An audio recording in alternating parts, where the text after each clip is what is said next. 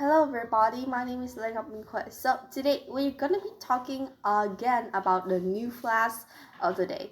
So this is unfortunately not just happening today. It happened on some of the last days and in the very week of celebrating New Year's Eve. And so people were stunned, speechless, and arguing a lot about this incident. So, not quite an incident, but let's talk about it today. So, today we're talking about the problem of the US attacking Venezuela. So, we all know that since the day Donald Trump was finally the president to the United States, there has been a lot of things that have been happening. The US President Donald Trump ordered airstrikes on military sites inside Venezuela, and it includes targets in the capital city. And the US officials have confirmed this action. They have confirmed that they have secretly and silently taking care of this action for long, and they have been planning on this since 2025 already and has only been doing it in 2026.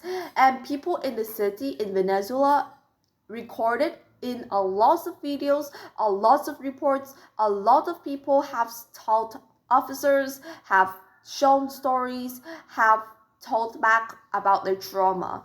That night was very bad.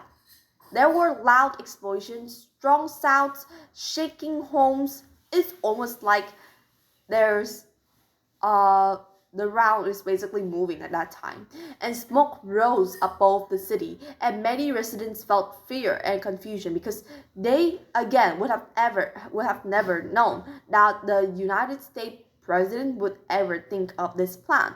And so now the Venezuelan government strongly rejected the attack, and after the strikes, the city became quiet. However, people continued to contact family and etc. to see if there's any people hurting.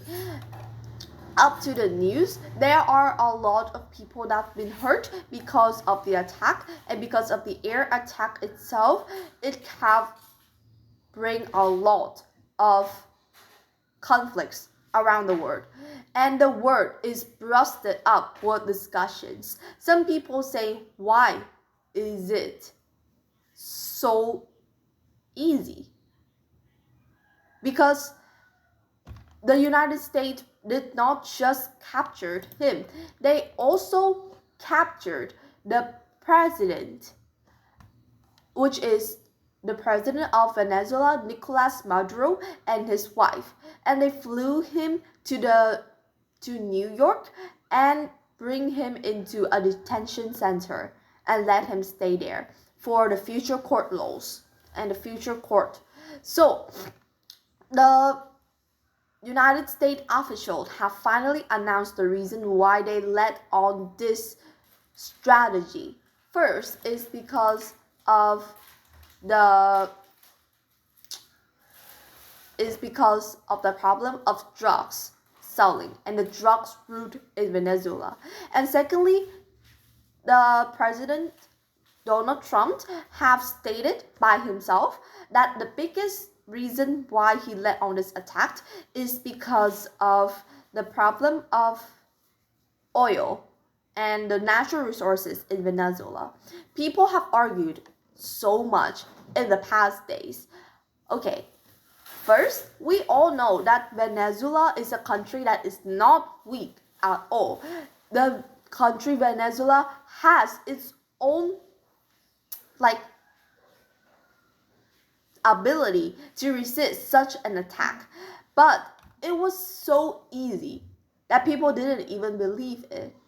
And the problem here is that the conflict between the United States and Venezuela have existed for centuries, have been for decades. And in the